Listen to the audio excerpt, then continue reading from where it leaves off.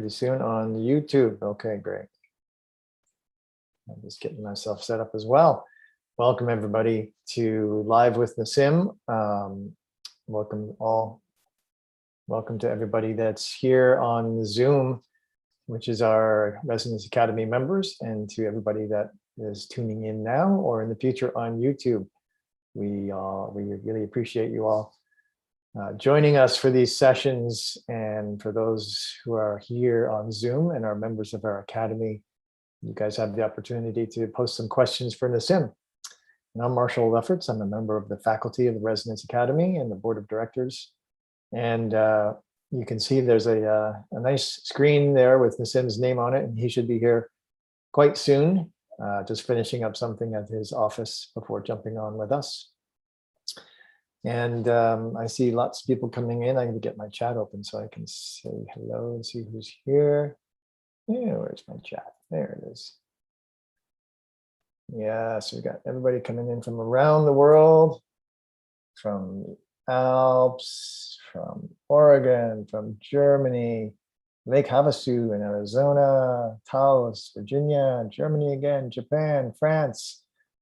So fantastic. We just love you guys so much, and love that you beam in from around the world, all these different time zones. And in pre-Sunside, Australia, Ken Ford from pre-Sunside, yes, indeed. Must be kind of nighttime over there still. Brussels, Vermont, Canada, Boston, Portugal, Nova Scotia. It's just fantastic.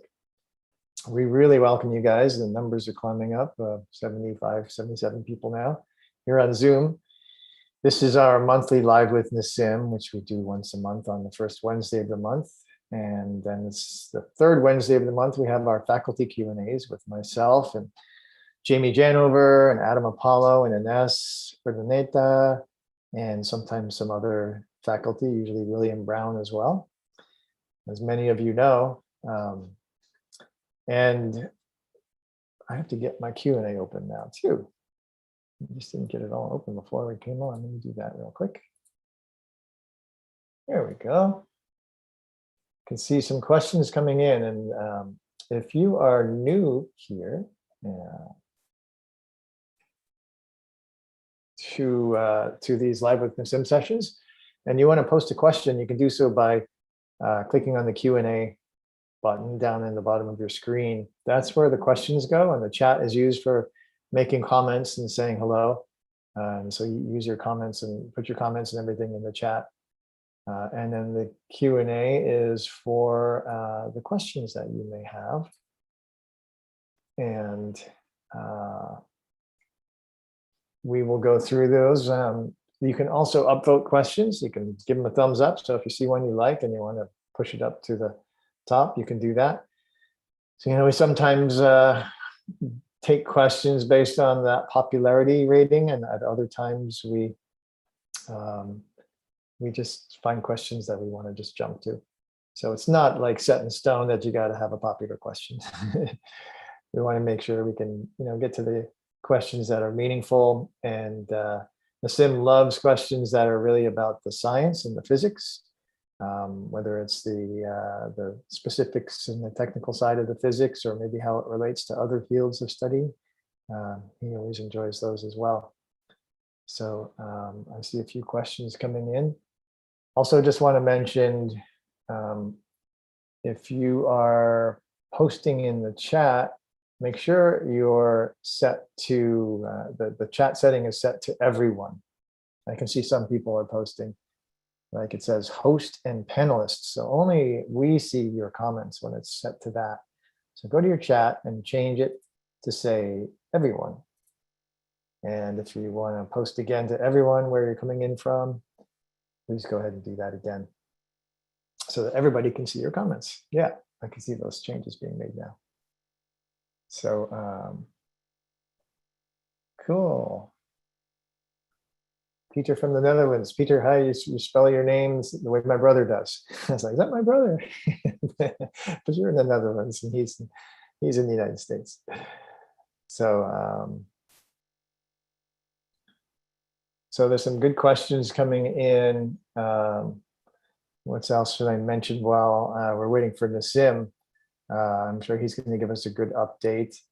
Um, I don't really have much of an update myself. I've been settling into here in North Carolina, in Asheville, and meeting a couple of our residents community that are around here, which is a real treat. Um, and just sort of keeping a tabs on what's going on in the world, and trying to best to sort of feel into what's coming. It's very convoluted times, as we all know. There's so many changes and maybe some prognostications about what's coming that I think is important to keep our eyes open and be alert to all the changes that are here. And what's we feel of utmost importance is to really engender the shift of worldview that the Resonance Academy is all about, as you guys well know, and to bring that into the world so that people who are not yet aware of the paradigm of the unified science, the unified physics, and the change of understanding of the nature of the universe, the nature of ourselves, and the implications of what that means in the world is just so important at this time. And I really feel very strongly that without that understanding, it can be hard to see a viable path forward, because so much of our current society, the systems we have, the technologies that we're relying upon, they're really feeling more and more outdated, shall we say, and past their shelf life. And yet we are kind of hobbling along and seeing some of the challenges that are arising more frequently now because of the the need to make more fundamental shifts that are not yet really being pursued in the world. And so we really feel, as always, that bringing the understanding of unified science, unified physics into awareness, at the least into awareness, and then into application, most importantly, is one of the greatest contributions and one of the more imperative actions that we need to take, so that we can really be on the path of coming into resonance, as is the foundation of our understanding here, to come into resonance with nature, to come into harmony with nature and with the cosmos. And that's an option we have. It's a choice we have, and it's a choice we have to make and act upon it. And that's what we are here. That's what we're a stand for in the Resonance Science Foundation and the Resonance Academy. And that's why we host these conversations, and really are so appreciative of everybody that comes to these to have this conversation with us, and to do the part we all can to help bring this understanding out into the world. And our community here is really the foundation of what makes that possible for us, both in terms of having connections with everybody from around the world, as we just see in the chat here, and also having your voices and your presence, your outreach into the world, help to invite others into this conversation, this understanding, and then ultimately to support bringing these the applications that are being pursued based on unified science, unified physics, that they can be brought into the world as efficiently and safely as possible. And it's not been easy to do that. I think, as many of us know, there's a long history of challenge around the pursuit of not only the science itself, because there's been a lot of blocking of acceptance and embracing of the ideas that Nassim and the team have been developing and writing about in the papers.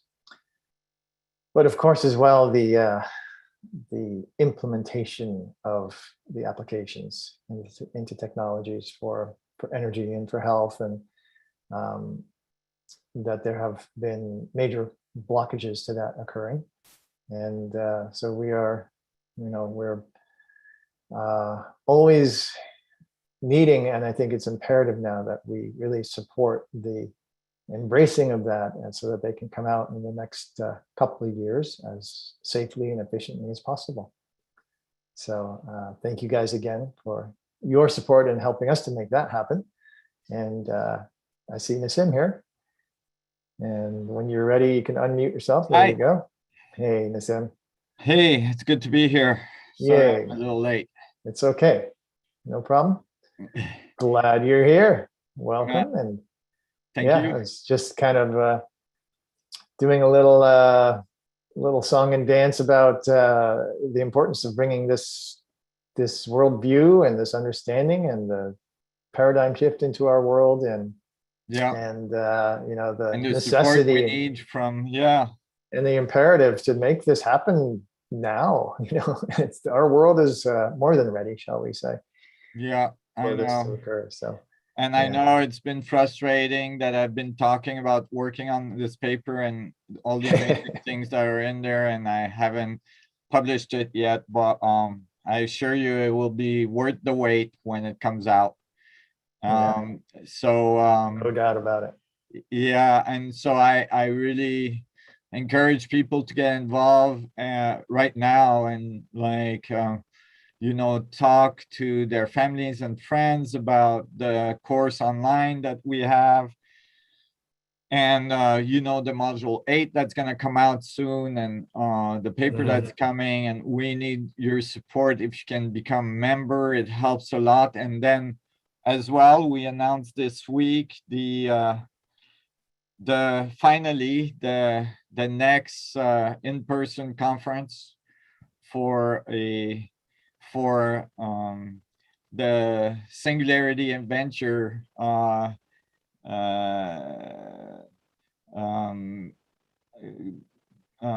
organization that we organized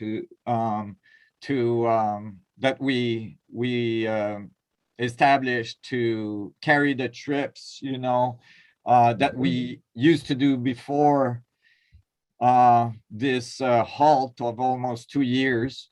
So we're happy to go to Tulum, and we're going there in February. And I think we have Jen on the call. Jen, you want to say hi? Hi. Hi, everyone. It's good to have you. It's good to have you back. Yes, I'm excited. So just to reiterate what Nassim was saying, yes, after 2 years, we are planning our trip again. And so we have a trip set for February of this coming year, and it's really exciting. It's going to be a little bit different from our last one in terms of we'll be a little bit more of a conference style, but still adding some of those expeditions to some really cool sites. So looking forward to having everyone join. I think someone must have posted the link on there to the ticket site. And well, thanks, Nassim, for bringing me back on board. I'm excited to be part of the events again. Well, it's great to have you. Uh-oh, there's echo. Maybe you want to mute. Yeah, thank you. And so, yeah, it's great to have you, Jen. Yeah, it's gonna be an incredible event with probably around 120 to 150 people, and in an amazing location on the Maya Riviera, in near Tulum, and in a beautiful facility. And we're gonna have days of conference and discussions, and as well late night, talk stories and amazing moments, stargazing and so on. And then a night at Chichen Itza, right beside the pyramid and the temples, right beside the observatory, the ancient observatory in Chichen Itza, which is almost at the entrance of the hotel that we're going to stay there that night. And it's going to be an amazing night. It's going to be full moon in February, and really excited about it, because I will be hopefully by then published with this new paper, and module 8 will be published, and we can discuss all that stuff together in depth, from the very fundamental physics to the very esoteric if we want to. And all this is going to be as well with other participants, that are, we will have conference style participants. One that's confirmed already is Danica Patrick, that will be with us. So this is the first time I announce it. And she will be interviewed, and as well will give a little conference one of the nights, and it will be amazing. Her experience is remarkable, coming from the very mainstream motor racing industry, and then into very deep exploration of very advanced concepts, both in consciousness exploration, and as well in ancient civilization, and all this interesting mix of science, ancient civilization, and consciousness studies. And all this will be as well, most likely, and this is still tentative, but looks like we may be able to have Greg Braden there. And so I'm really excited about that as well. Greg is a very old friend of mine. We've known each other since the late 90s, or early 90s, I'm sorry.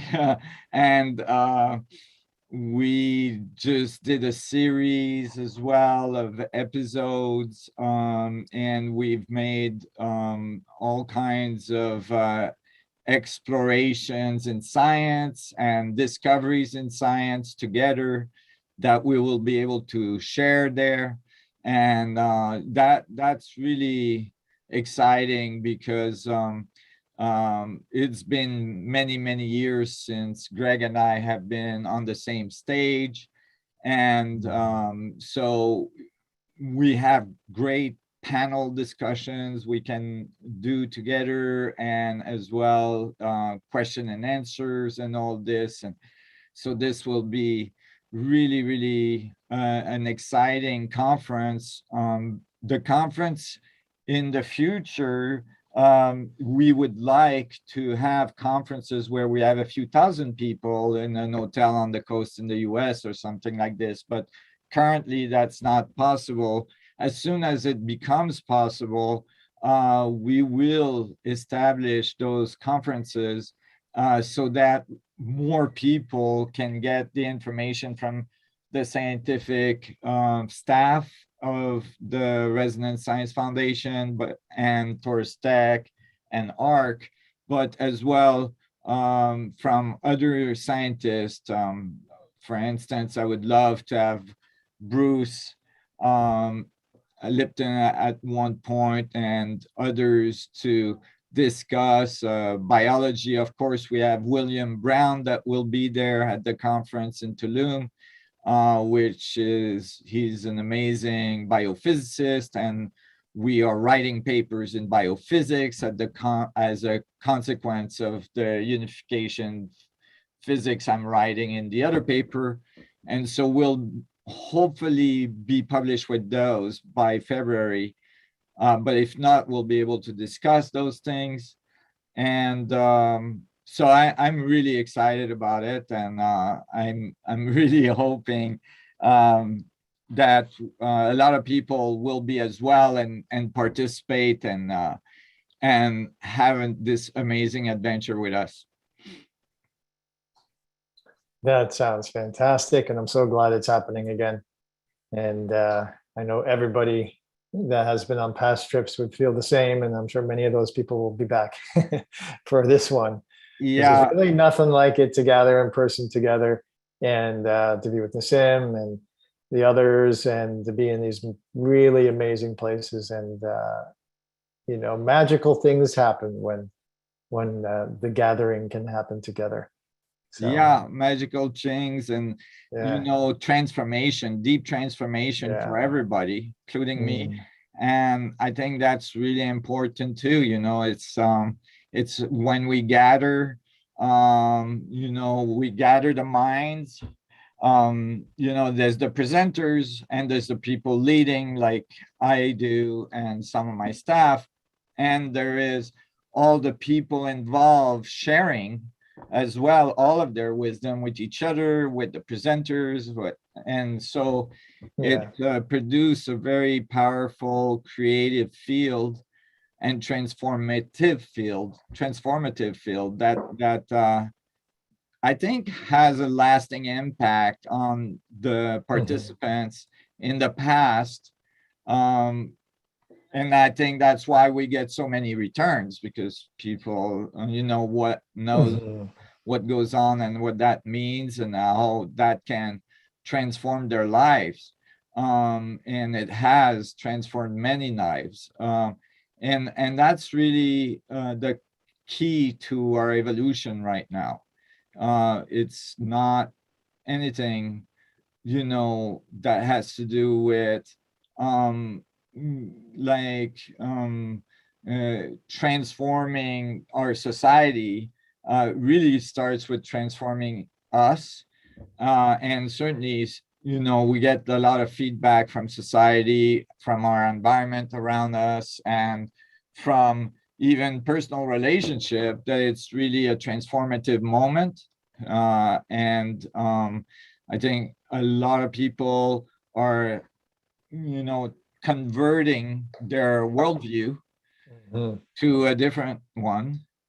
And it's important that they get offered a worldview Yeah. that is unifying, and that is bringing like the world in a direction that is benign and positive and transformative in a positive way.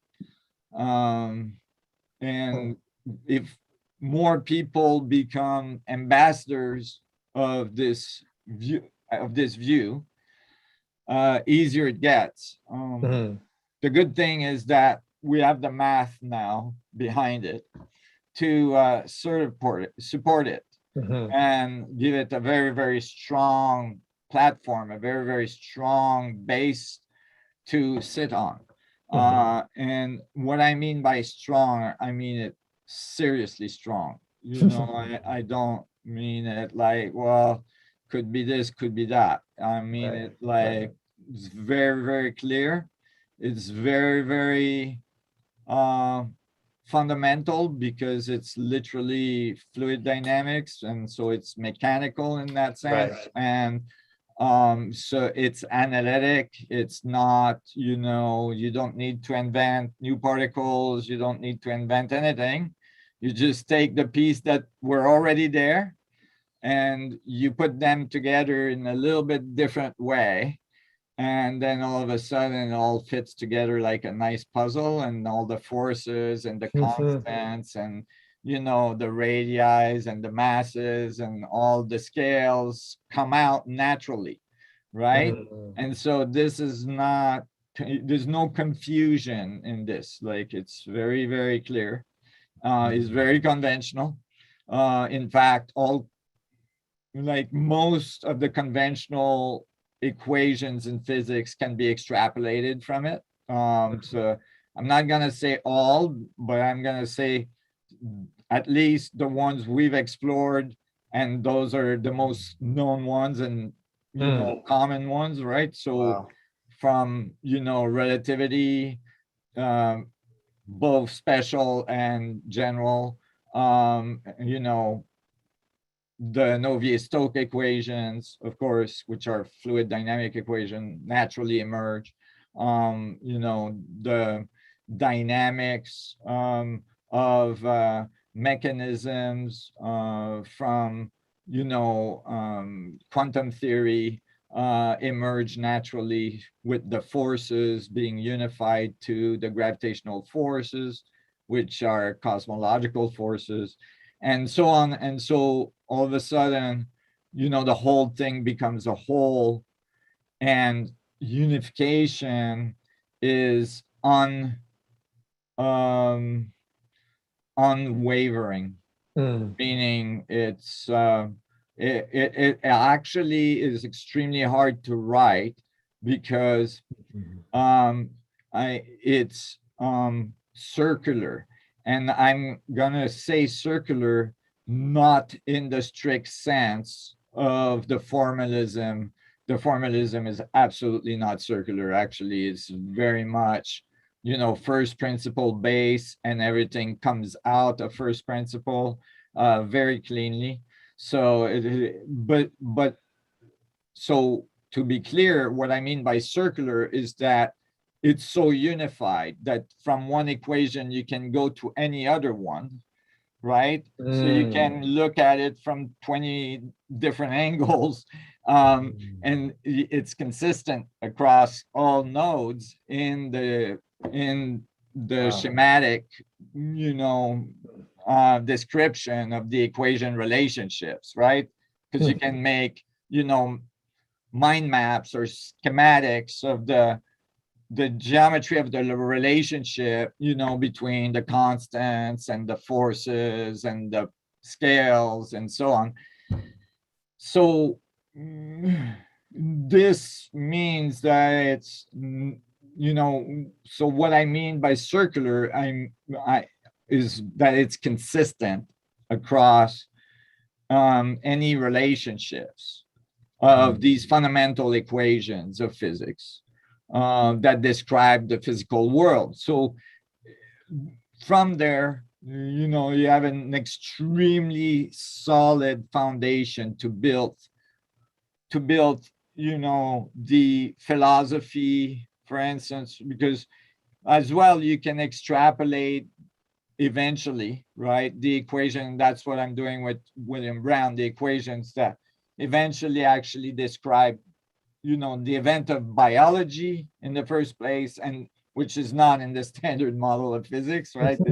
There's no relationship between physics and biology currently.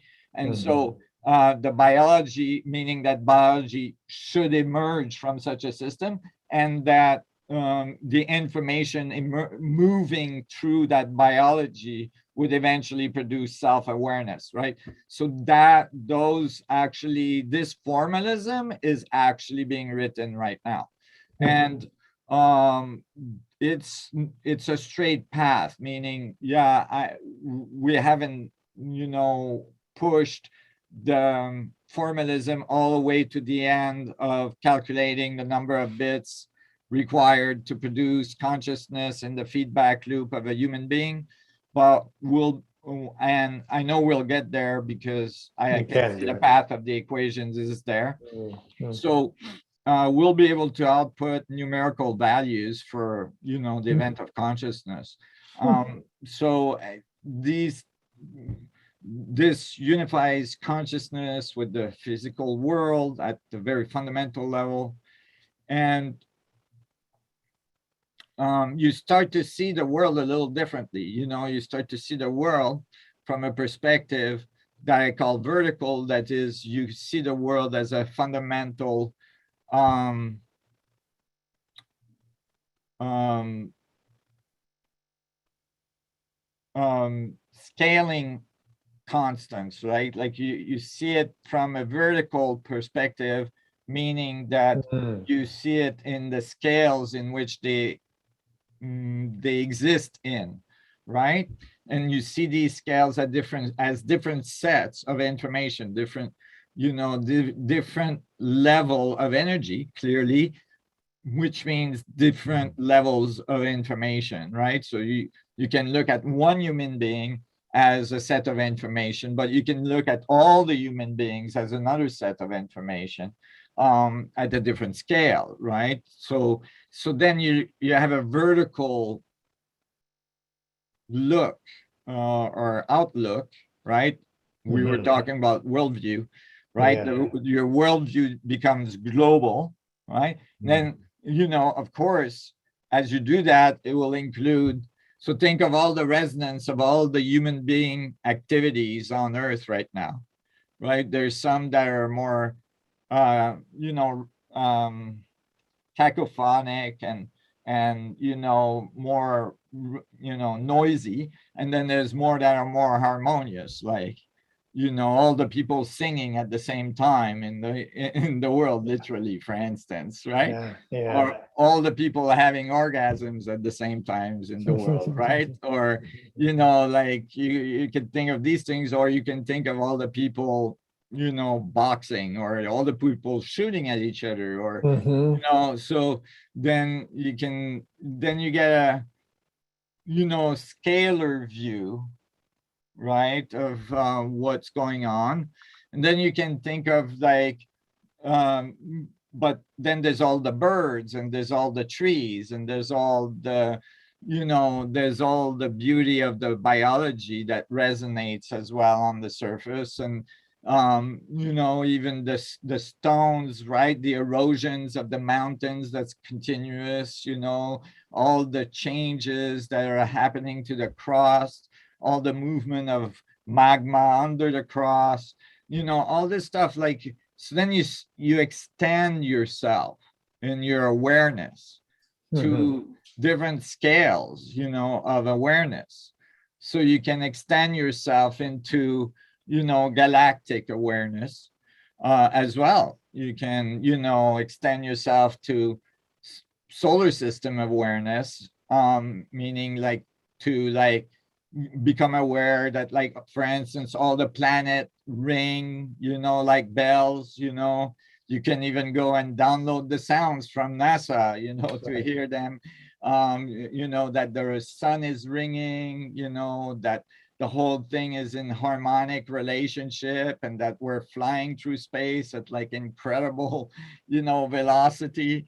And although it looks all calm and stable here, it's quite a dynamic thing.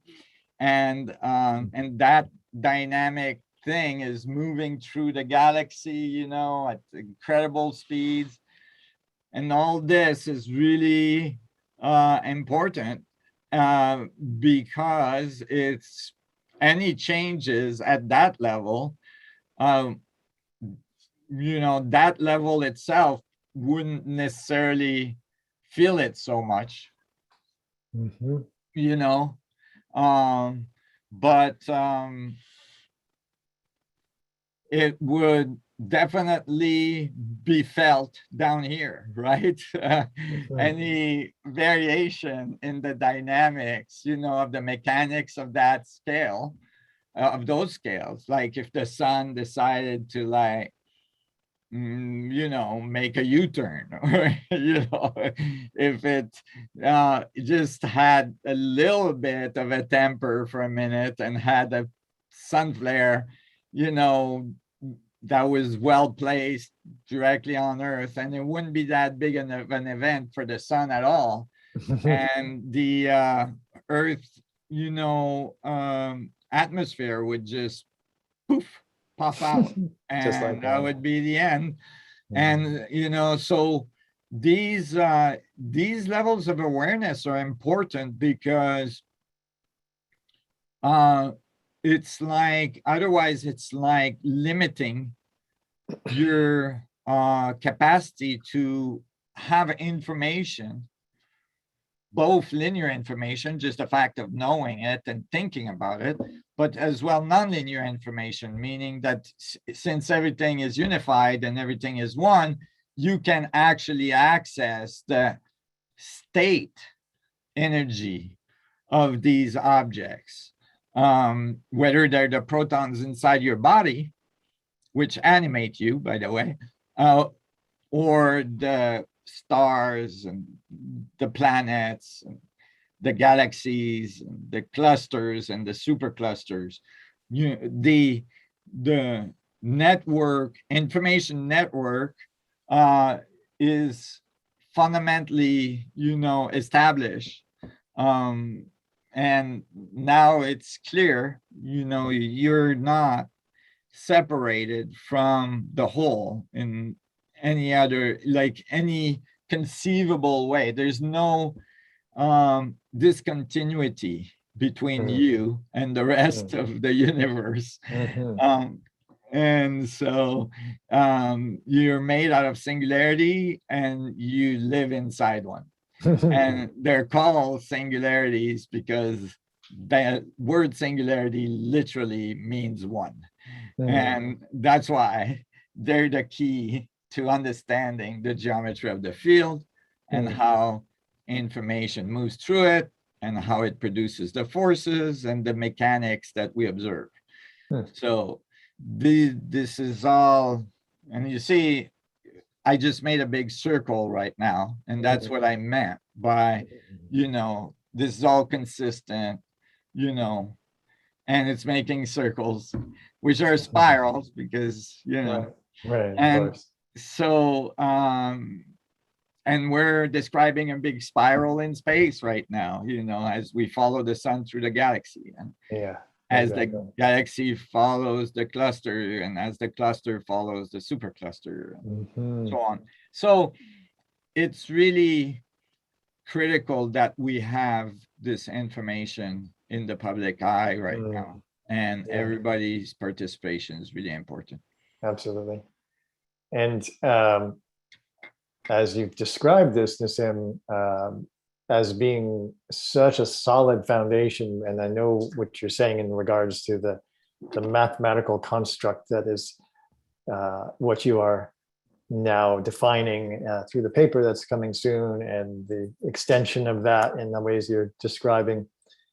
And as well, then it's extremely practical because, like you said, it's basically based on classical dynamics, and that the application, what comes out of it, the application is very practical, which is also critical at this time in the world to have that aspect of it come forth. So, right.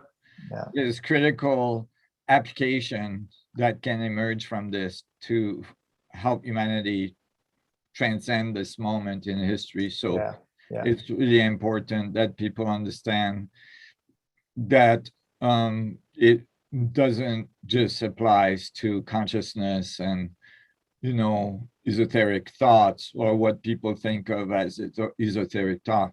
If you teach quantum theory as it is in the standard model right now to anyone that had no concept of separation between spirituality and physics theory, they would think that it's quite esoteric, right? Like, entanglement, superposition, all this stuff, like, sounds very esoteric.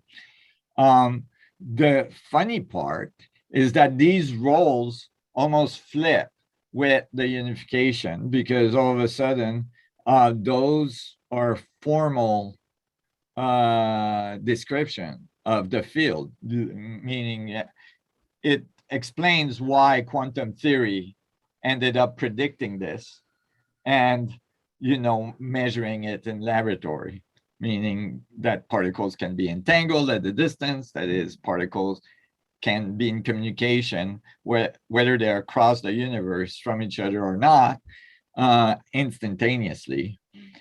We actually now have the formalism to describe that, but as well, to describe it, to measure it, meaning to be able to give a value for the speed of the entanglement, which appears instantaneous to us, because at the speed of light relative to it is like a brick wall, like it's like not moving, right?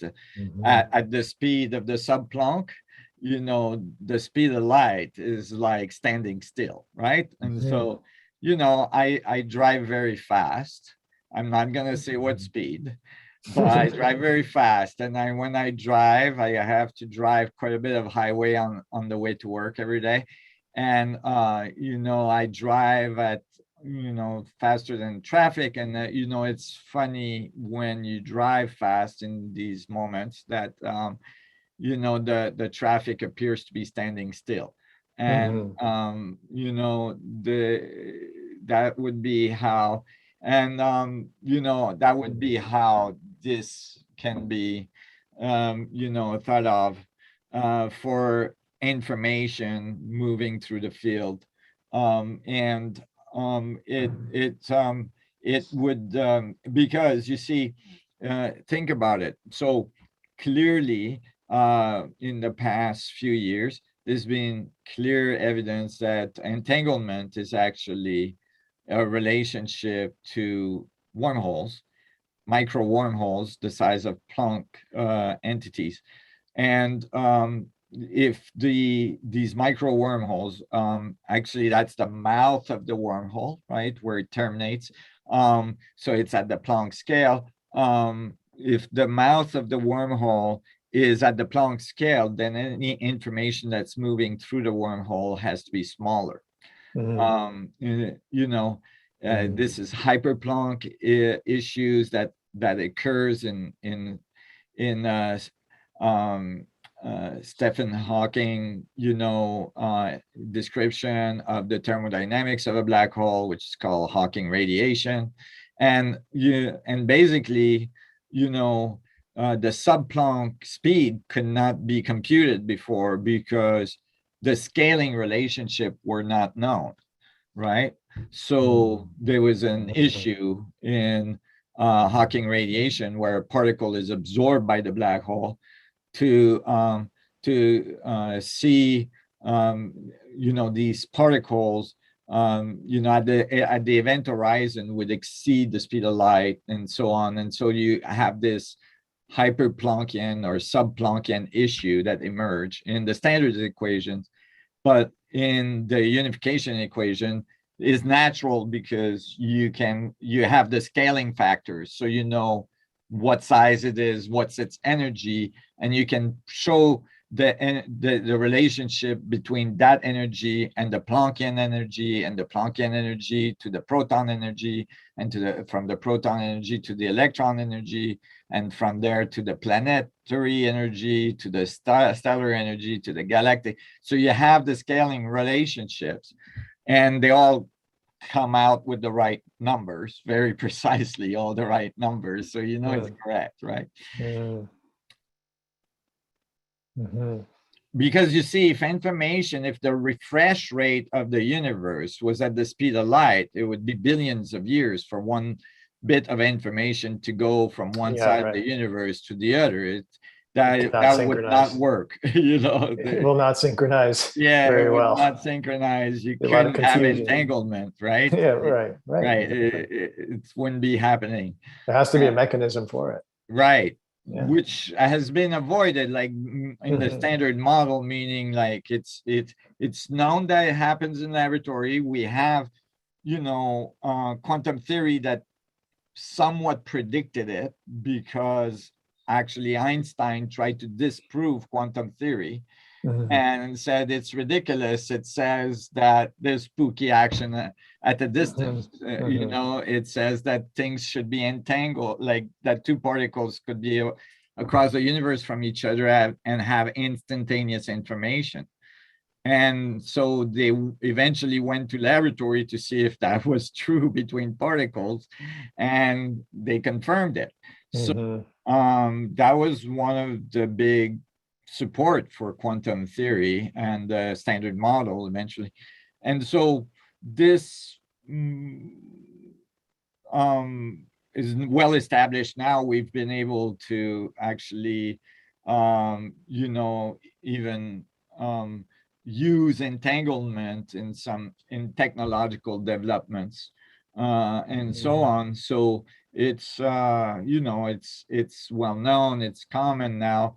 Now the idea that particle can entangle and disentangle, right? So entangle and decohere in physics is that that's another issue. Again, that's the result of not having a complete theory, because when you have a complete theory, then it becomes clear that decoherence in one region means coherency in another, meaning that a particle may appear to decohere between two particles that you're observing here on Earth, but that doesn't mean that when this decoherency between these two particles occurred, that is, they're no longer entangled, that doesn't mean that they're not entangled with other particles, meaning they can be entangled with like a particle on the other side of the universe, and you have no idea, right?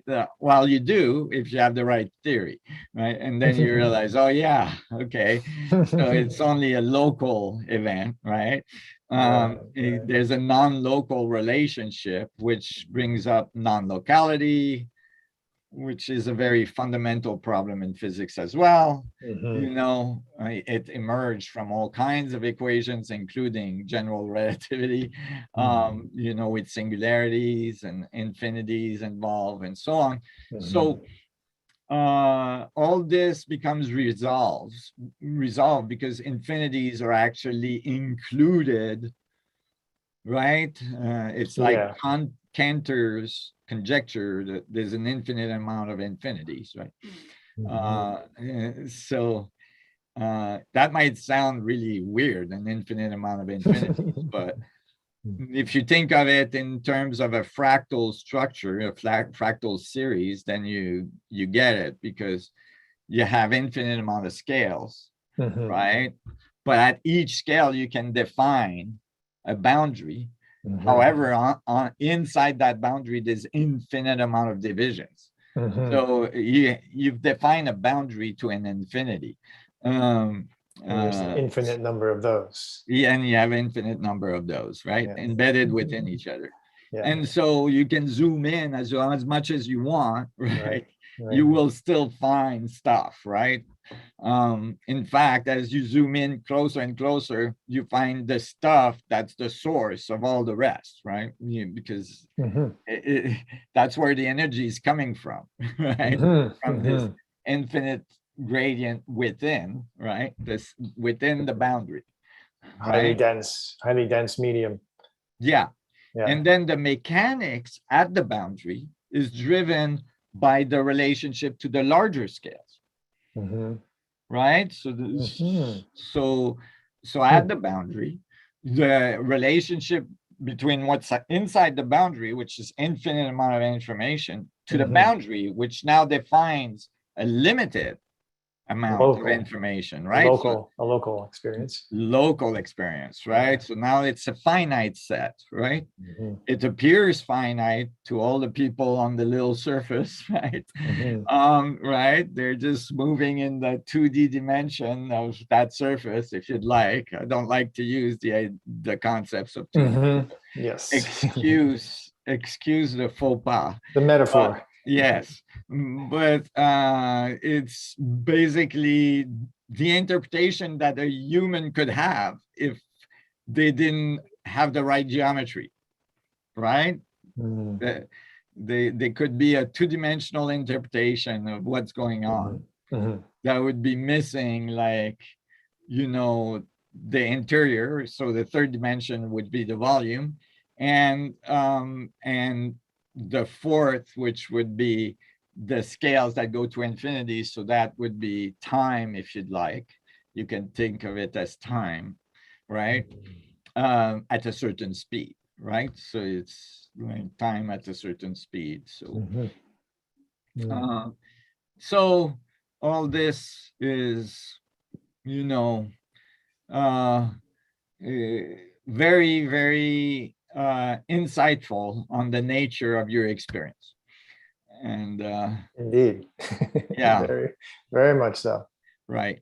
Well, we are really looking forward to that paper coming out and being of support. And I want to bring on a friend from this area in North Carolina, where I am, Asheville, who's lives just not too far down the road from me, Mo Mitchell. And Mo, if you feel like coming on, you can open up your camera and say hi and your audio. And if not, then there she is. Hi. You're muted. I can't hear you. Yeah, Oh, we hear you. I'm still We got muted. you. You're We good got you. now. Hi. Hi, Mo. Nice to meet Hi. you. Yeah, so nice to meet you. Yeah. I'm so glad that Marshall is here in this area. It's just been a delight to get to know him, and looking forward to You spending guys some are time with lucky. him. Yes, we're both lucky. Yes. And Mo had a question here about how can we as a unified group help to promote the paper when and as it comes out, and even just as in the support of the intention as a group, even at this time. Mo, do you want to say something about what you're kind of Well, feeling it's about so that? interesting because I think you both gave the answer to that in your introduction. You were saying all of those things, which I just have a feeling that it's so important right now for us to combine as a group to, I don't know, mitigate some of the things that are going on maybe, and kind of help promote this work. But I think you both did talk about that, in your introduction. Well, it's a good question. For sure, becoming aware of the information in the paper is the first step. And that's why I want to publish at the same time a layman, translation of the paper as the module 8 of the Unified Course. So that'll be the first thing to really like dig in and enjoy.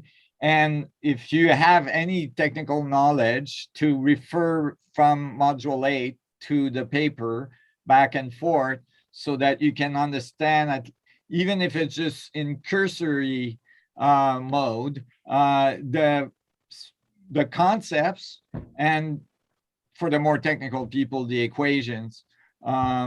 But I'm just gonna say there's gonna be really, really, really cool surprises for the layman, specifically.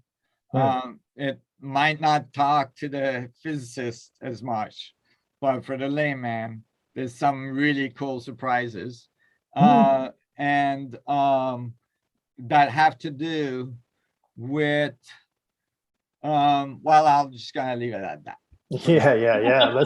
Let's keep it a surprise. Yeah.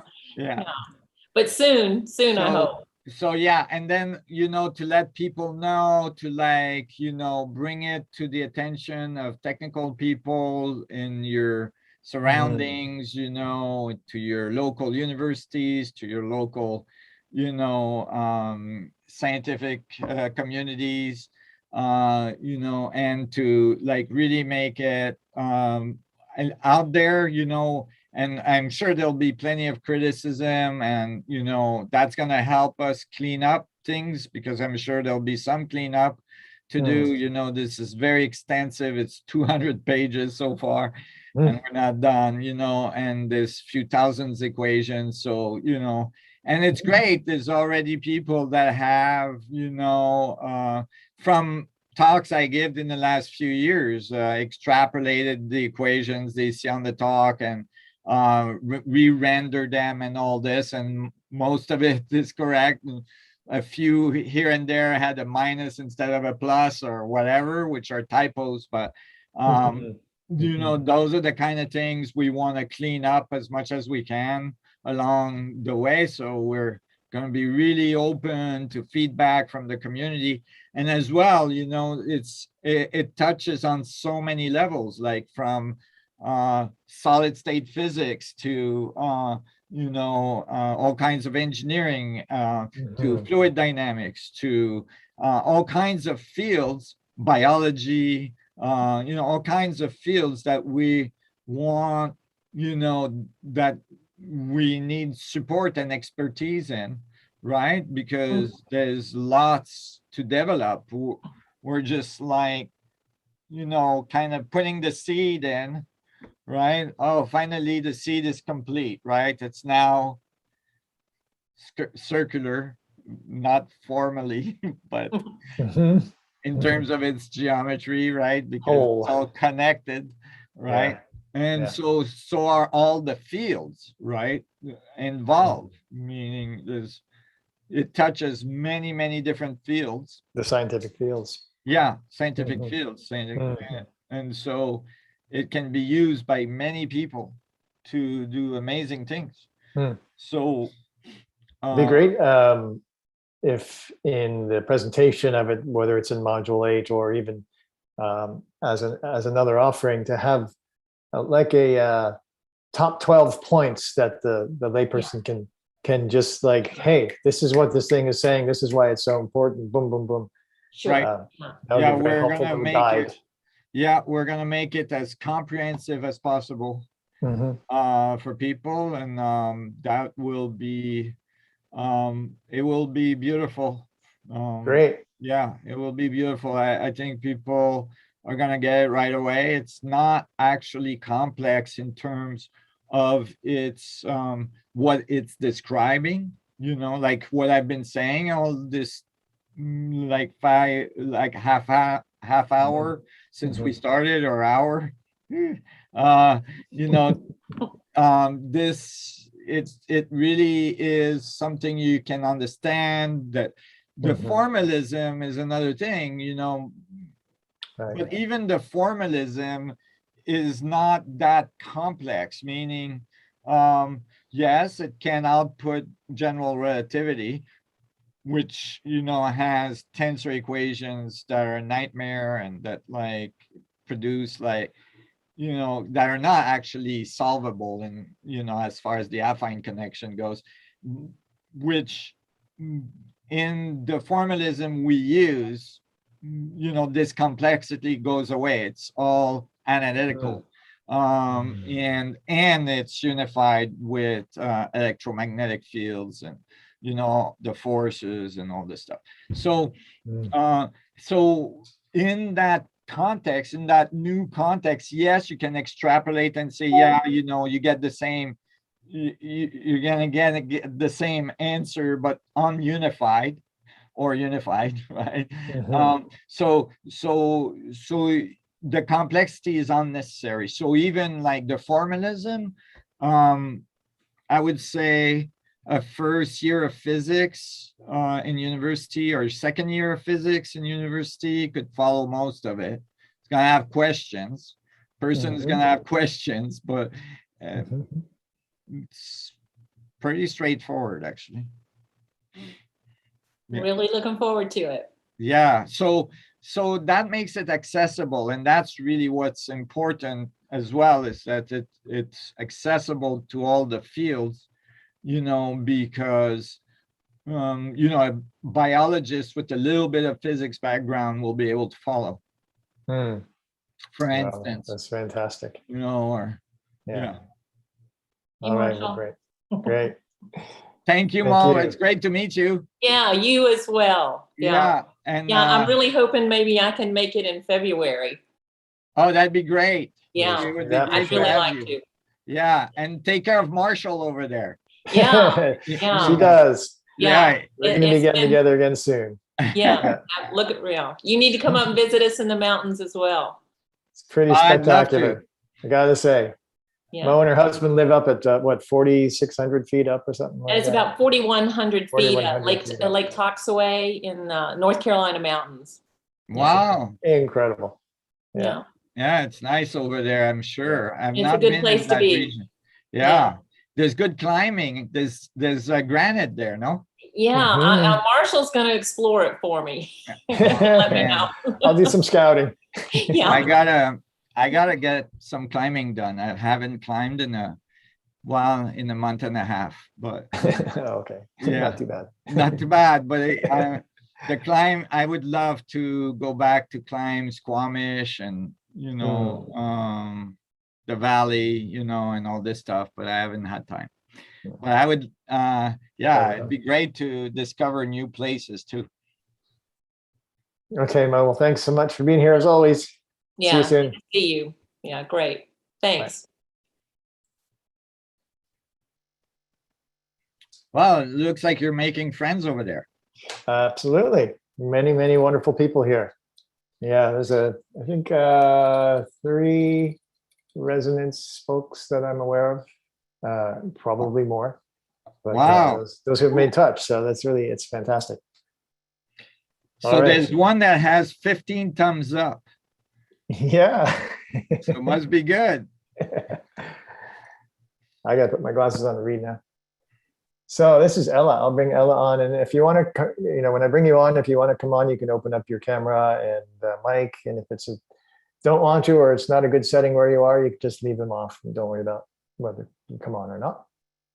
And so Ella's asking, do thoughts have boundary conditions, feedback, feed-forward mechanisms, or are they having an effect in the field? Wait. It starts do thoughts, thoughts, right? Do thoughts have boundary conditions, feedback, feed-forward mechanism, or they have an effect in the field through?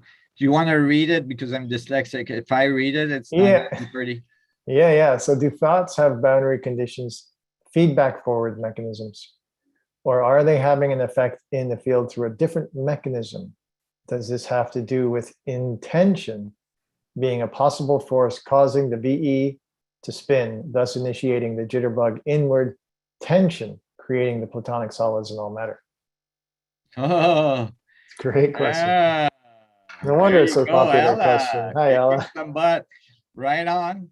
Yeah, it's kind of like how you were saying earlier, understanding the singularities is most important to understanding the geometry of the field, which is important to understanding the information flow.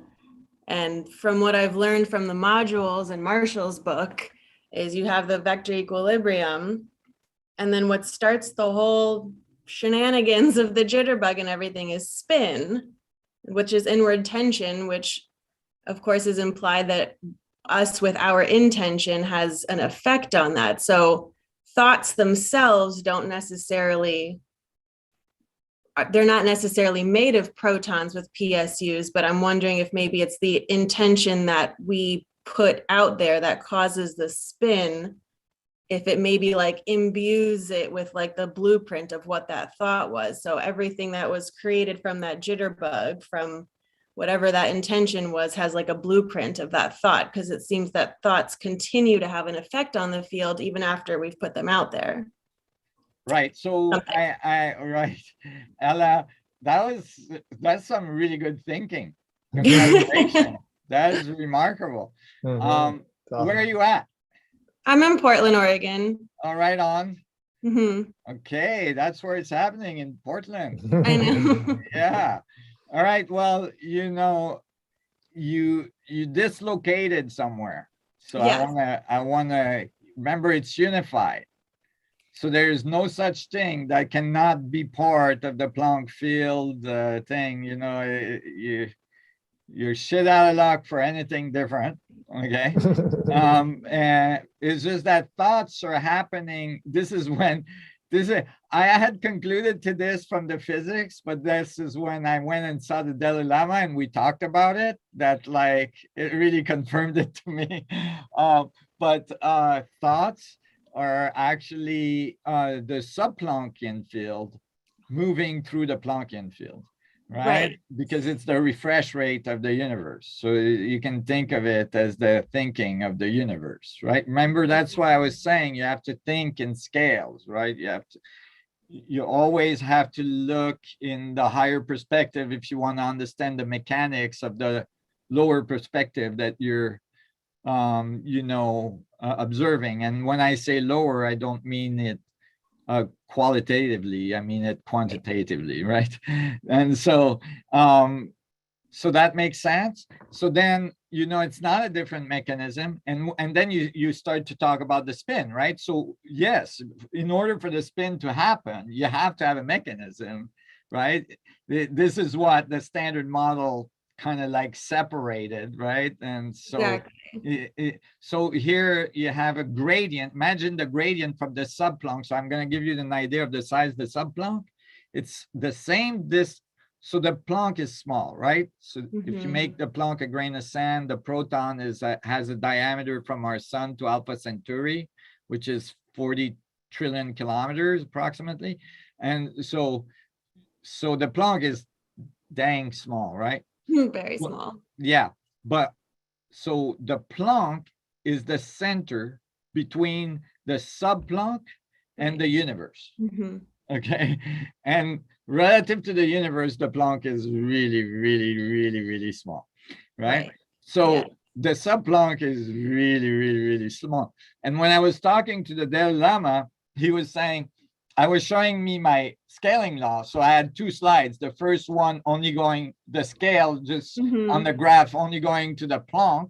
And the slide after, I was going all the way to the sub-Planck, showing that the Planck is the middle of the scale. And and so when I was explaining the Planck to the Dalai Lama, he was saying, oh yes, in Buddhism we have something like this, and we call it the space particle. And I'm like, oh yeah, exactly, it's, you know, Planck oscillation of the structure of space. And he's like, and he was really interested. And then and he said, but in our tradition, we have an even more subtle particle, that is a smaller one. Consciousness particles. Yeah, and he said, we call it the consciousness particle. And I went, oh, I changed my slide to the next one. And, you know, I said, here's the sub-Planck, which is the refresh rate of the information in the universe. And so here's the consciousness particle of the field. And so like, to address further your question, yes, the geometry that you're describing, the change in geometry that you're describing is a phase transition in the structure of space that occurs at the horizon that defines the boundary. Right. Okay. Okay. So you could think of this phase transition.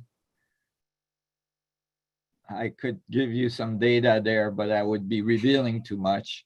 But I'm just going to say, you could think of this space transition or this phase transition as a energetic event, right? It releases information, it releases energy at the surface. Okay. And you could think of the evolution of the geometry that eventually biology emerged from, right? The reason why you see this geometry in biology is because it's emerging from it, and it's got entropy, so it's not perfect, but it's, you know, the phi ratio and all this stuff comes out, and the geometry comes out, and then eventually it produced molecules that produce cells, that produce biology, that produce, you know, human beings that go, oh, what is this that I'm made of, right? Right. So and like you said, it's the energy event that causes that. Okay. Yeah. And the spin dynamics is the gradient between the scales. Okay. Yes.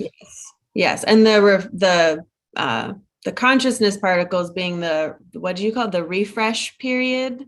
The refresh rate of the universe. Refresh rate. Okay. Yeah. So like, you know, your screen on your computer has a refresh rate. Right. It refresh at a frequency.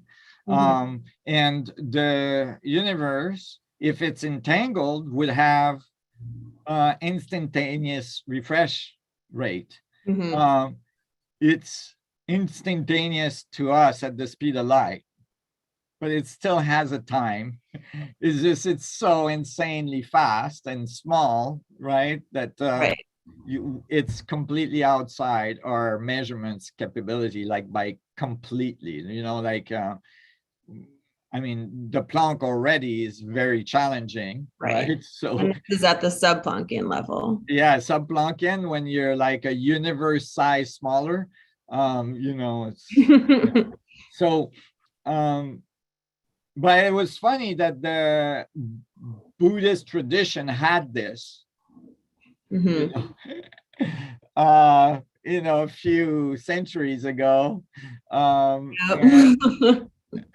I thought that was cute. Marshall, you're muted. I didn't hear your comment. I forgot. I said that's what meditation will do. Yeah. Right. Give you the glimpses into like, where are we going now? What are we seeing now? Oh, look at that. Yeah. Well, you know, meditation is about going inwards. Yeah. So you're going down Exactly. the scales. Yeah, down Yeah. towards into the singularity, down to that sub-Planck scale, Right. riding those waves.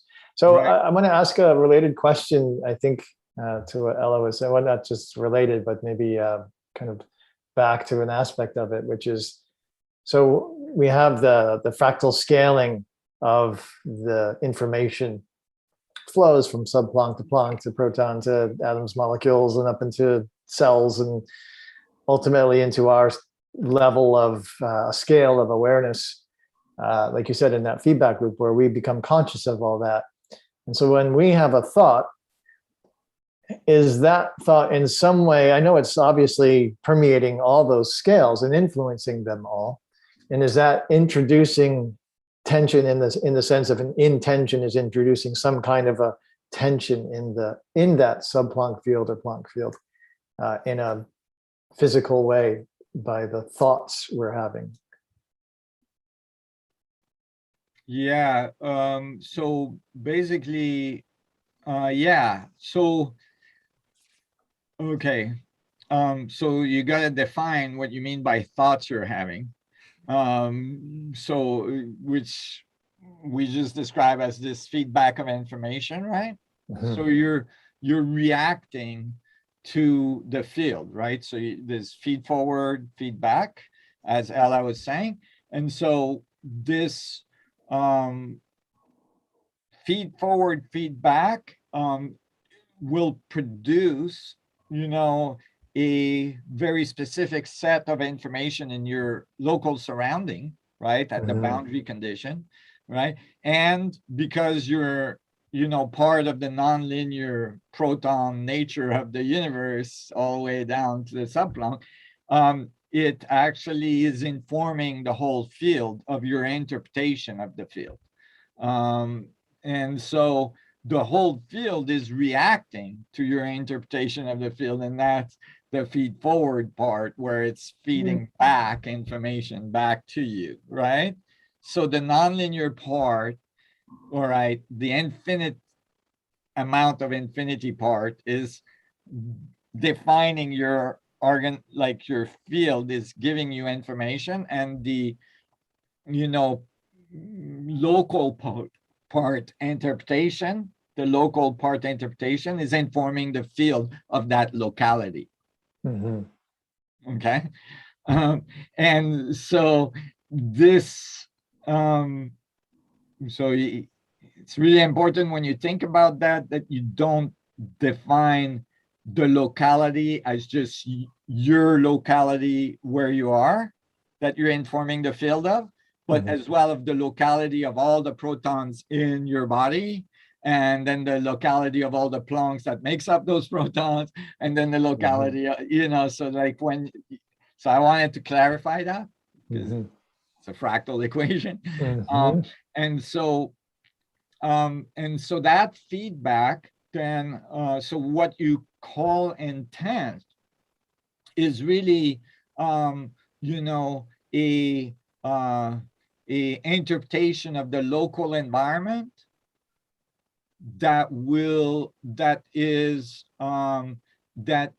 conforming with an increase in coherency, meaning the system, right, is always attempting to improve its geometry, meaning it's continuously, it's it's entropic in nature. It's trying to cohere, right?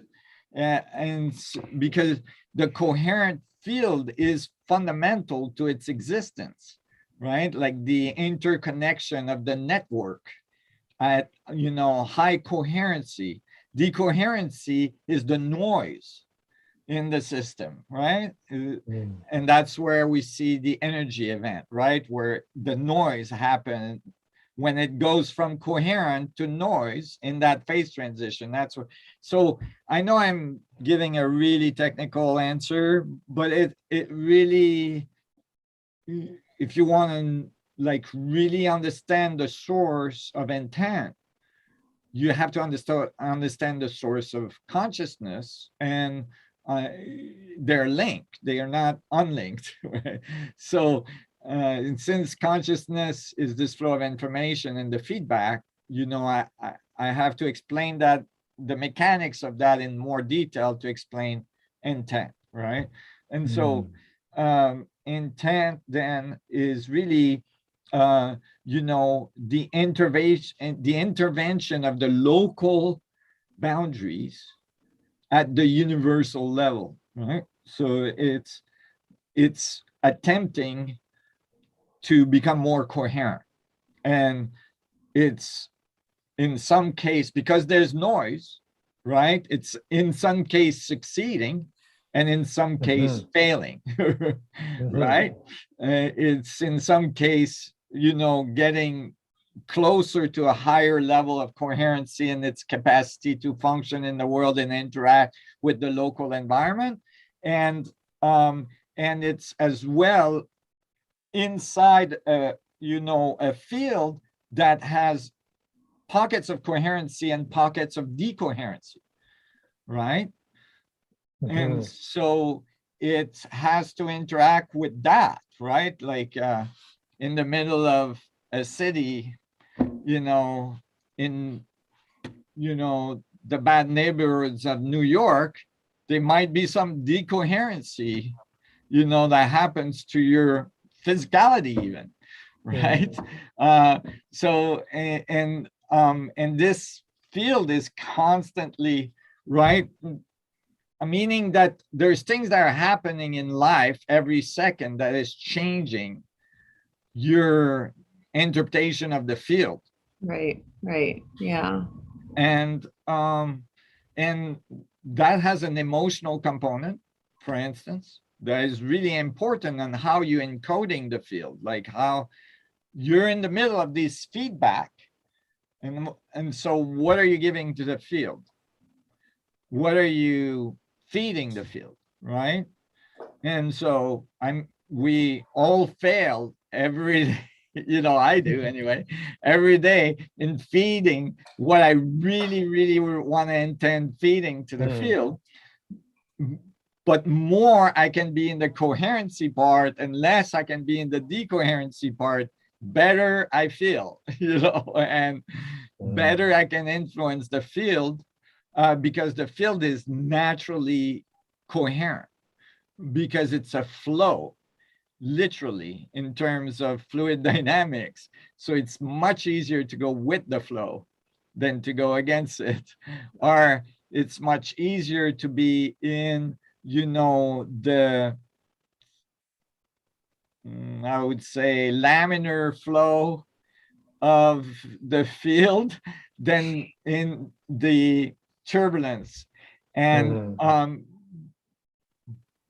but those are not appropriately technically correct, meaning the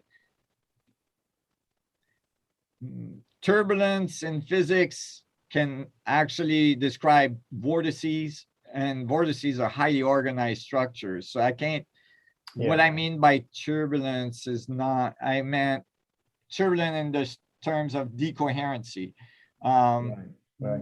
Turbulence in terms of vortices, that's actually things getting coherent, right? Like in that region, all the molecules of the fluids are spinning in the same direction. And there's minimum amount of, you know, collision because there's a large field interaction, right?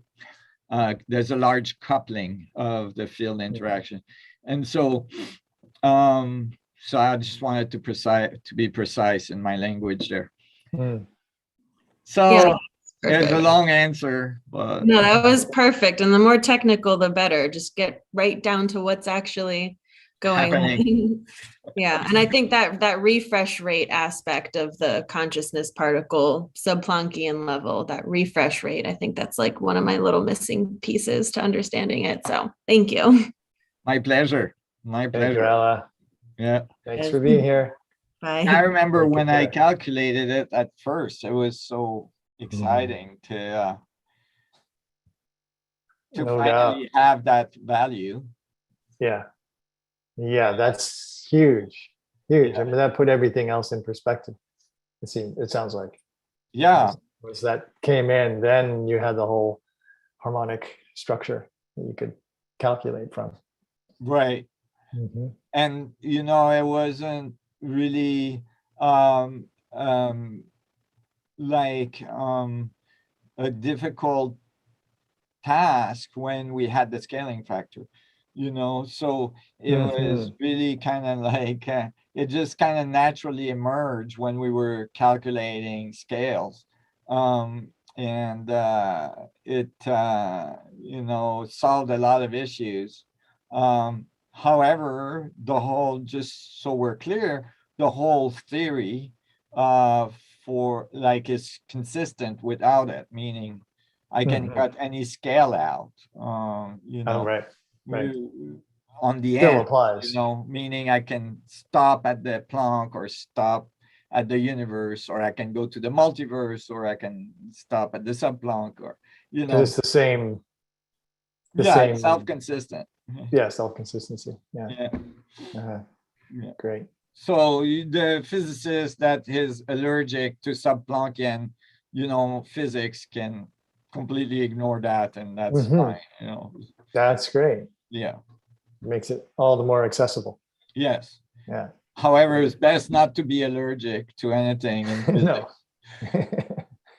For sure. Because that means there's some bias involved, but it's okay, you know. We know that exists. Yes. Yes. These things can happen and will happen. Yeah, and have happened. And have happened. I do want to be respectful of your time, Nassim. We usually like to target around 90 minutes, and it's coming around to that. We could do, you know, just let me know how much. I'm how much so time sorry feels. I've given a long. It's good. I don't think anybody minds. Okay. It's been really informative, very insightful. There's one that has 11 there. Yeah, at the top from Christiana. Yeah. All right, I'll bring. Oh, there's one from, yeah, and then there's another one. Oh. What would you like to address? I don't know. There's a few that are interesting. The one right below Jeff, maybe as well, because I'm into, it's a long question, but it got 8 hits. Do you want to check it out? If you'd like. You want me to read this? Read it? You're talking about the one from Jeff? Jeff, yeah. Astral, etheric, other dimensions, densities, frequencies, words describing beings, angels, ETs, channeled entities, aberrations, future selves, higher soul self manifesting as physical visions, light bodies, voices shifting between states, and so on, all being discussed and debated in the collective thinking of the new paradigm, often using language of multiple dimensions of many different numbers akin to string theory.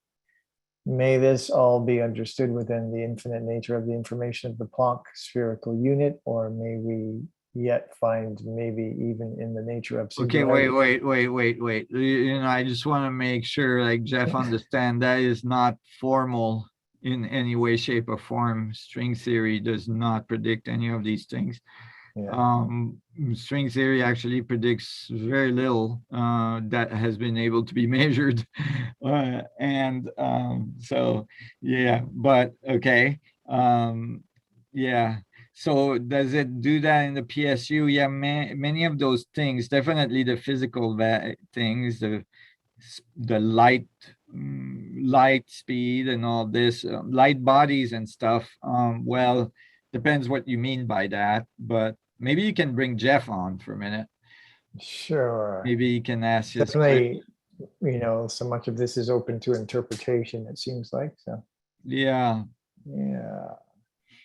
And as well, like other dimensions is an issue. That's why I was very careful with using dimensions earlier. I very Yeah, rarely use that.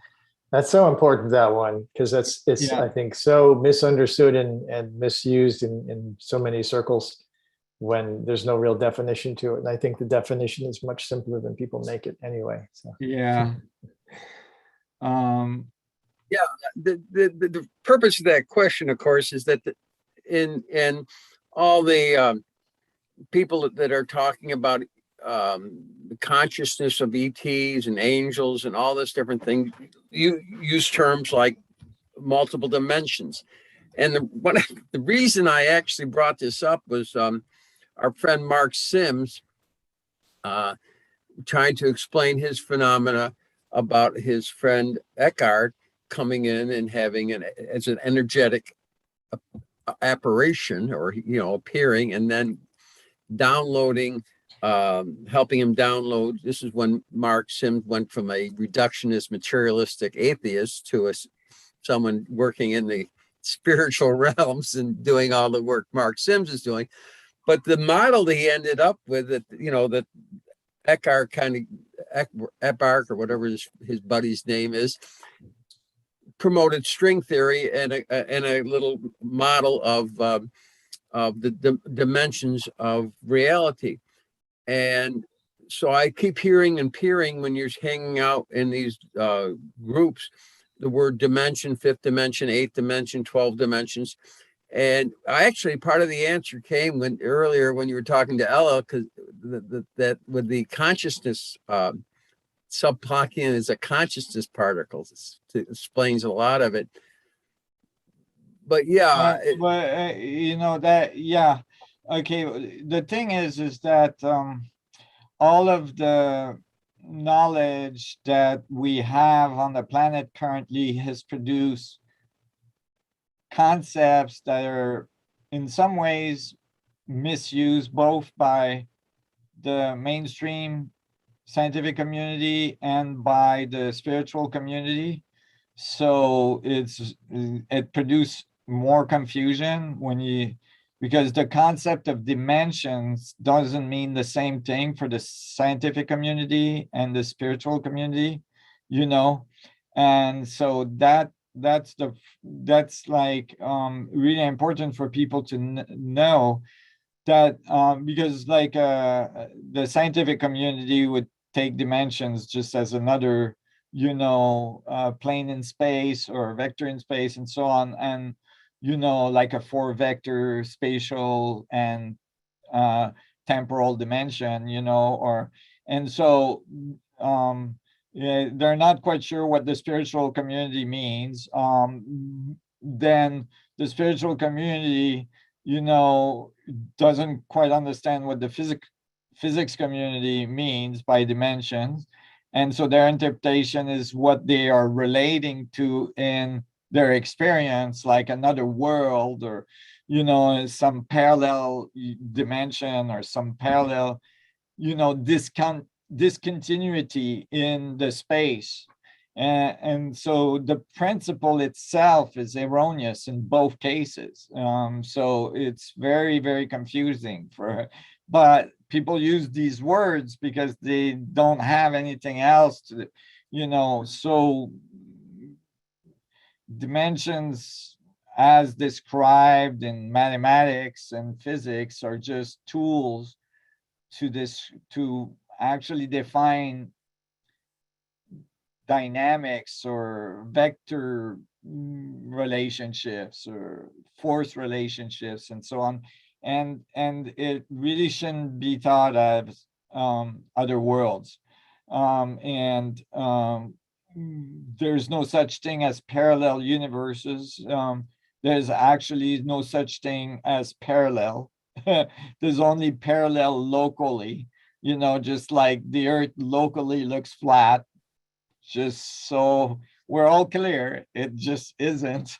And, you know, and so the concept of parallel is already flawed as soon as you say it. You know, it's like the concept of non-duality, right? is already flawed as soon as you say it, because you've created duality by saying non, you know. And so this so you know, to like unpack this takes a little bit of time, but I just want to say it's best to think about dimensions as energy levels at different scales, right? And so in the fractal nature of space, it's not discontinuous.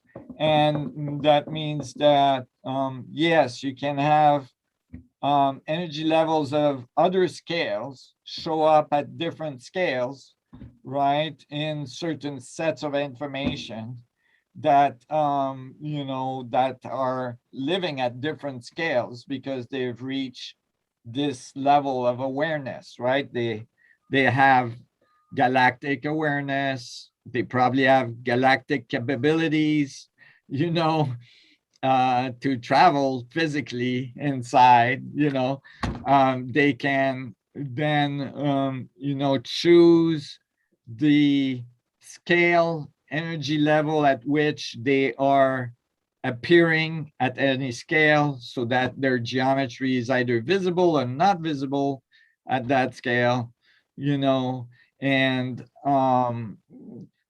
the scales that are not aware of this capability, right, that haven't unified yet, would probably think of it as angels and all kinds of light beings, you know, all kinds of descriptions that are, without insult, a little archaic. You know, not to, you know, like, it's, for instance, very possible that some of these beings are, you know, imbued with wings, for instance, and, you know, in our mythology, it would have ended up as angels, you know, much later on, and so on, and so on, and so that actually, you know, these things may occur in the field, and most likely do, since they've been reported, you know, all this time, including the extra, you know, the UAPs and all the, you know, like all the different, you know. So all this can be explained with the Planck, sub-Planckian information systems. Of course. So If it's one thing, there's actually nothing that is not that, right? and If it's all here and now. It's not in another dimension somewhere. when you say it not in another dimension, Well, that's you can't say that, because that would mean that you have defined what you mean by that, and that's what I'm saying. There's no meaning to it, meaning that it's not, it is in a different dimensions, in a different dimension, but literally in terms of its dimension. Okay. All right. that's Now, good. That's good. So now then I can follow, you know. Otherwise, my brain frees at the word dimension, because I don't know what you mean, right? It's like when people tell me it's all consciousness, right? If you don't define consciousness, then I don't know what you mean. Or it's all God, you know, it's the same, right? Or it's all the Big Bang, or it's, you know, if you don't tell me what that means, then it's like, okay, I'm stuck. I still don't know, anything about anything, right? Because if God made everything, or if consciousness made everything, but I don't know what that is, then I don't know anything about anything. When I ran into Mark Sims in a breakout group, you know, I was questioning his thing with his string theory. And of course, being well versed in what I've learned here, was debating a little bit about that you know, that it's piece, you know, it's the Planck spherical units, not some string theory. So that's They make strings though. And you could use string theory, you know, 11 dimension, you know, algorithms. I'm gonna call them like that because that's really the way they should be called. You know, to approximate some of this stuff. Not very useful because you don't know what the strings are made of. And you know, in the formal theory, right? Meaning there's not actually clear understanding where those things come from. So yeah, I mean, the string theory formalism is closer, you know, if you actually were to tell people what the heck is a dimension, right? Because, you know, the 11 dimensions, like 10 of space and 1 of time, is really kind of like, and then they're compactified in very, you know, complex geometries that exceed, you know, any, like, you expect, you know, a theory to give you at least one answer that is analytical, that, you know, you can go and measure, and that, you know, you say this is definitively saying this, right? In the case of string theory, the compactification exceeds 10 to the 500 solution, right? So this exceeds the mass of the universe, you know, by significant amount, right? Which is 10 to 55 grams, right? So, you know, 10 to the 500 solutions really doesn't tell you much about the universe, because you gotta pick one, and there's some serious That's problem. going to take some time. Yes, that could take some time. So, but yes, you know, the concepts are the fundamental concepts are not that far, right? The strings or the wormholes that connects the particles, you know, the oscillation of the strings is the information flow through the system, you know, like it's not that far. It's just, you know, it took a turn, you know, and kind of hit the dead end.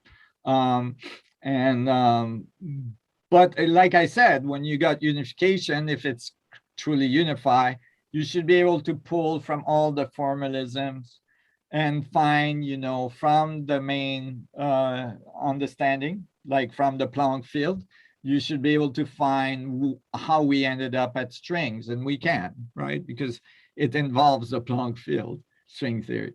So, you know, this is, you can connect that way, but it's just not the most efficient one. As I say, Okay. you see so many That's fair. people trying to that, you know, no longer see the world as it was, as this materialistic, and trying to embrace the understanding of the unified feeling, unified field. They're using dimensions just as a language because they don't have a better one, I believe. And they're getting information and downloads, and they have to work with what they know. I mean, I think that's Yeah. part of what had with Mark Sims. He just, in his Some world, semantics. they were trying to give him a different idea of what it was. And so they helped him make a little chart. And the best way they could communicate it was through a concept of string theory. Yes, of course. Makes You sense. know, and it's yeah, and just like people talk about angels or describing something you know, that may be thought of as some, you know, you know, some religious, you know, vision of some being that has wings that comes from heaven and all this stuff.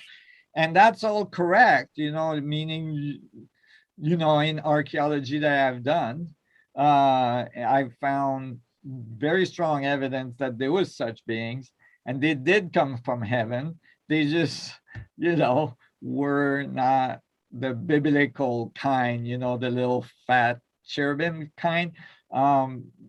But, you know, they ended up there, so it's okay. But, you know, there's not just the little fat cherubim things in the biblical sense. There's the beautiful angels as well. And those may be closer to what was initially there. You know, I have no problems with these concepts. I just always put them in good, grounded, solid bases of unified science. And in unified science, you clearly acknowledge that there is most likely a lot of life out there, and most likely a lot of life very, very advanced, and it might look quite different from a human being. And, you know, the idea that there's life out there that has wings is totally not outside what can exist, right? So I don't see, you know, but you have to always be outside the box to be able to think that way. Otherwise, you know, you can pigeon-toe yourself into the box, and now you think there's things that are not possible. Well, life is quite surprising. You know, it can emerge from places you wouldn't think life could emerge from. You know, like evidence of life on Venus now, you know, in the clouds of Venus and so on, where you think, whoa, no way, you know, and stuff like that. So, you know, or on meteorites, you know, that cross the universe, or at least the solar system, and maybe, you know, intergalactic space, you know. So there's all kinds of things that are occurring in the universe that we have no idea of. And for us to have an encounter with those things would most likely be interpreted as meeting angels and meeting, you know, light beings and all this, especially if they're very advanced, you know. Quite a mystery. Right. Yeah, I saw Alan Green's thing with crop circles. I wish he'd find some more time to do that with more crop circles. That was so fascinating. What he's doing. Yes. Area. There's a new interview with Nasim. I think that's out now, right, Nim? Right, Nasim? That's Yeah, exactly. Oh, yeah, I don't gotta know watch if it's that. out yet. Yeah, you maybe should check that out. You and Alan Yeah. Green having conversation. That was fun. yeah. You know, That's was going to be a really good one. there's a Yeah. lot of fun Yeah, mysteries to unpack here. Yes, for sure. And again, I think the Great new to see. paradigm is thinking most angels are kind of an EP emergence into our interacting with us, whatever, you know. I think those concepts are finally unifying. Yeah. And you're Right down to our DNA, that they might have had some help. You know, we've had, you know, what we are has been an experiment of sorts. So we're GMOs. my friend always says we're just experiments here. I think Yes. the whole show is here. Yeah. Okay. Experiment. Thank you so much, Chef. Always love you. Bless you. Thank you. Back at ya. Lots of love to you guys. Well, Should we leave it there, Nassim? yes, that was fun. That was good. Whew. Yeah. Covered a lot of territory. Yes. And some good depth too. I really, as Ella was saying, yeah, don't hold back on the technical part. I think everybody here loves to hear how you explain that, because it helps us to get deeper inside the logic, even though we may not fully understand some of what's being said, or certainly the depth of it. It, when you speak about it, it helps us all to get a little more insight and depth into that aspect of the understanding. So it's all good. We appreciate it. Thank you. Yeah, I'm excited. I mean, those were really good questions. And Yeah. it was a fun discussion. And, Yeah. there's amazing stuff going on out there, and it's important to participate because it really is, part of like the part that creates coherency in the field instead of the noise, right? So Exactly right. yeah, so Yes. Contributing to participate in that. the coherency That's right. and participate in the flow that brings humanity towards, higher knowledge and Mhm. higher coherency. Yeah. And do Establishing. your best, and you're gonna fail, at times, and Yeah. you're gonna win at times. Yeah. But more time you win than you fail is a good thing. More time And you win, that means you have to be in your joy, and you have to see yes. the beauty of the world, not just the difficulties. And you have to make sure you take care of yourself, and and make sure you take care of each other, right? And so Yeah. on. And Exactly. yeah, and that makes a big difference. And again, you're gonna fail at times, but at the basis, as long as your intent, what you're putting in the field, as we described, is that, then we're in good shape, because Yeah. we need every one of you guys. So Yeah. So, thank you so much, Marshall. It was great oh, to have this talk. my pleasure as always, Nassim. Thank you. Thank you, everybody. Thank you for the great questions. So many more great questions. We always never get to them all. But Right. today was very in depth on a few really important points, I think. So, Right. and everybody take good care out there, and we'll see you next time. Be well.